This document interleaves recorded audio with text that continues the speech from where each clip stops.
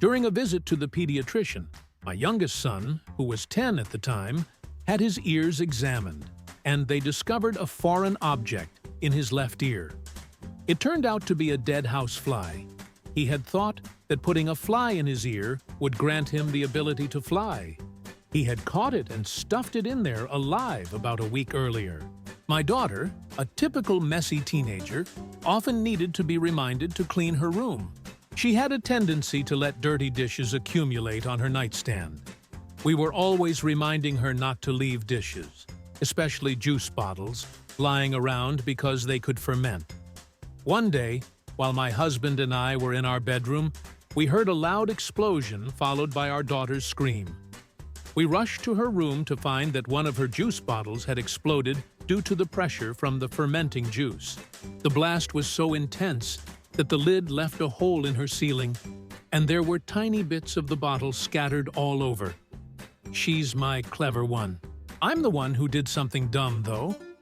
When I was about 3 years old, after dinner, my mom would leave me alone in the kitchen. After finishing my meal, I would look for some M&Ms to snack on, even though I knew I wasn't allowed to. Afterward, I'd go to my mom and ask, "Did you hear me eating M&Ms in the kitchen?" She would always say yes, and I'd get so frustrated because I had tried so hard to be quiet. I never figured out what gave me away until I got older. I don't think he's dumb, but he definitely lacks some basic sense. He'll take a bite of food, realize it's scalding hot, cry, and act like he's in agony but won't spit it out. He'll say, "Mom, this is hot," and I'll respond, "Well, I told you to wait for it to cool down." Or, "Why not blow on it?" He always refuses and continues eating the hot food while complaining it's too hot. To be fair, his dad does the same thing. I asked my kids which dinosaur was the biggest, and my oldest, a 15-year-old boy, immediately replied, "Paleontologist." That's when I knew I was in trouble. Later, a friend told my 10-year-old that dirt on the car tasted like candy, so he licked it. He even tried to get his 6-year-old brother to do the same, but he wasn't fooled. At least 3 out of 5 of my kids will eventually leave my house. My 14-year-old son and I were on a train, and he was looking out the window when he asked, "Mom, what are those plants?" I replied, "They're potato plants." He said, "Potatoes are used to make fries, right?" I answered, "Yes, of course. We've even made our own fries, don't you remember?" He said, "They should plant fries instead. No one likes potatoes." He gave me a look, as if he had just invented time and space travel, expecting me to bow down to his genius. I just closed my eyes and hoped for the best. He's now a site engineer, doing well in life, with his wife handling everything non-work related. She's a lifesaver, and I try to be the best mother-in-law so she'll stay with him forever. He knew there was a frozen pizza in the garage but couldn't find it. He never even considered checking the freezer. When I asked my 14-year-old daughter to bring me a piece of cake, she cut it, forgot why she did it, and then ate it. My daughter called me and said, "There's a cop behind me with his lights on. What should I do?" My dad is a truck driver, so I was the male role model for my younger sister. One day when she was about 14, I took her to McDonald's for dinner and asked what she wanted. She said McNuggets. I ordered at the speaker, "I'll have an 8-piece McNuggets with a high C." My sister quickly reminded me to ask for no onions. I added, "And a quarter-pounder meal with a Sprite." She repeated, "No onions." When the cashier asked if that would complete the order, my sister snapped, "No onions." I calmly said, "Yes, that's all." When we pulled forward, she was furious and demanded, "Why didn't you tell them no onions on mine?" I replied loudly, "On your chicken nuggets?"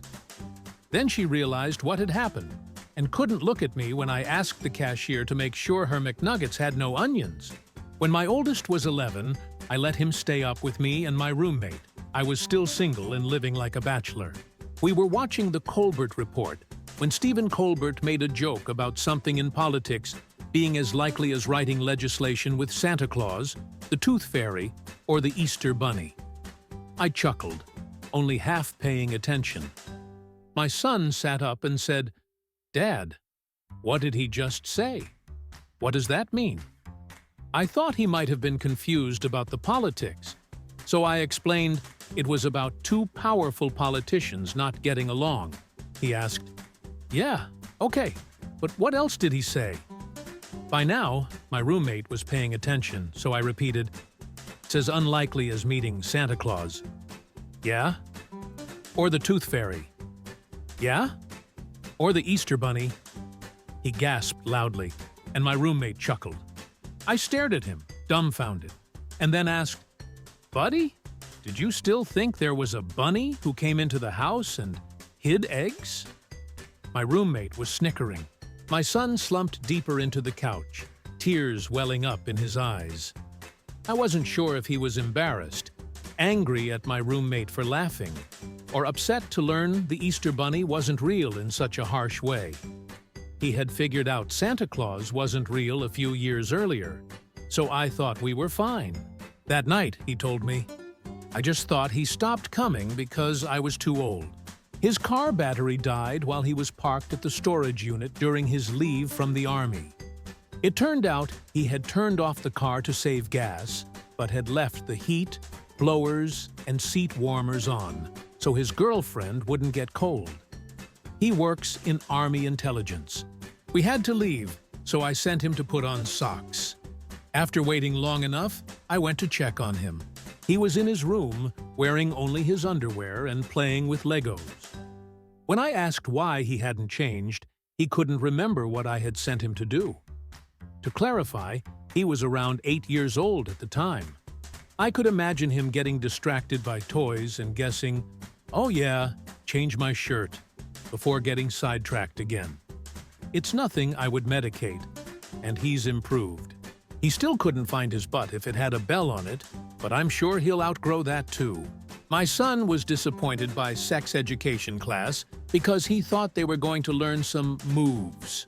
About 10 to 12 years ago, when Peter Pan peanut butter was recalled due to a salmonella outbreak, my 15-year-old daughter came home from school, stopped to watch the news, and then had an aha moment. "Oh, I get it! It's about peanut butter!" All day at school, I kept hearing that Peter Pan was killing people, and I thought he turned bad or something and was now a villain. I stared at her, waiting for her to joke or realize Peter Pan wasn't real, but she just went upstairs like it was a normal conversation. My son came to visit us. He didn't live with us, and we weren't home, but he let himself in. When we got back, he was panicking about possibly breaking our newly adopted cat. I asked what was happening, and the cat looked fine to me. He said the cat was vibrating while sitting on his lap. That's when he learned about cats purring, having not been around many cats before. My 13-year-old son said, "I need like a jacket for my legs," despite knowing full well what pants are. I have a smart, yet incredibly absent-minded kid. She's a 4.0 student in middle school, but she can't operate a door, buckle, lock, or latch, even if she's seen it before. She's also set the microwave on fire twice while trying to make popcorn. I'm not sure she could find her friend's house if it were just 3 corners away. Hopefully, she'll find a job nearby that requires logical thinking but doesn't involve an office with a key. My 13-year-old son was sniffing the air, moving his head around. Concerned he'd lost his mind, I asked what he was doing. He said, "I farted. I'm trying to smell it all up so you don't have to smell it." He's a thoughtful idiot. My son shouted from outside for me to come get his toy from the grass as he was standing in the driveway. When I asked why he couldn't get it himself, he explained that he was only wearing one shoe. When I asked why he was only wearing one shoe, he said he could only find one sock. I told my kid that carrots help you see in the dark, and he took a carrot into the basement, waving it around like a flashlight. My brother couldn't remember the word for shoes, so he called them foothouses. My mom confirmed that day that at least one of her teenage children wasn't the sharpest tool in the shed. My dad's moment was when I made him drive around with me because my car was making a thunk sound when I turned. After 15 minutes, he figured out it was the baseball bat in my trunk rolling around. My 14-year-old son went into a dressing room to try on 5 pairs of pants. After waiting for 15 minutes and yelling twice into the men's dressing room, I had to go in to check on him. He couldn't find the shorts he had worn in. He gave me 3 pairs of pants, but still couldn't find them. Finally, I found them balled up in the leg of one of the pants. It was very obvious. He insisted he took off his shorts before trying on the pants, so he didn't think to check inside them. I was speechless. He's in the gifted and talented program in our school district. When one of my daughters tries to insult her twin sister by calling her ugly, despite being identical, I used to tell my kids not to take off their shoes or socks in the car, especially on short trips. Just leave them on, so we wouldn't waste time finding and putting them back on before going into the store.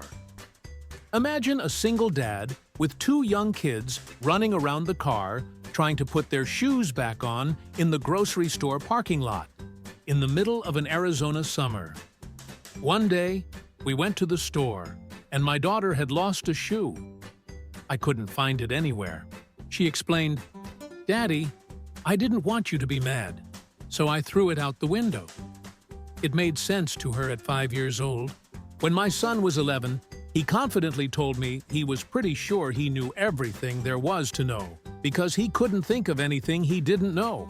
I had my sister text my mom to say she forgot her phone at home. My 3-year-old was getting ready for his bath, and his underwear looked strange, but I was distracted by his brother. He took off 3 pairs of underwear, one after another. When I asked why he was wearing 3, he looked at me like I was the idiot, saying, "Mom told me to put on a clean pair every day." That non-autistic kid grew up to be the top math student in our large Midwestern city. But even in his 20s, you have to be clear with him because he follows instructions to the letter. My son spent 18 months during his teenage years telling people he was born in Brazil, even though he was born in Bristol. One day after school, my brother and I met up with my dad at his workplace and walked to the parking lot. As we passed the elementary school, the janitor let out a huge sigh about some kid writing their name on the building. My dad looked and said, "It's the same name as my kid, but at least his name is spelled differently, with a C." My brother gasped and said, "I forgot the C." He wasn't the sharpest tool in the shed. Continue reading with Board Panda Premium Unlimited content, ad-free browsing, dark mode. Subscribe now already a subscriber? Sign in.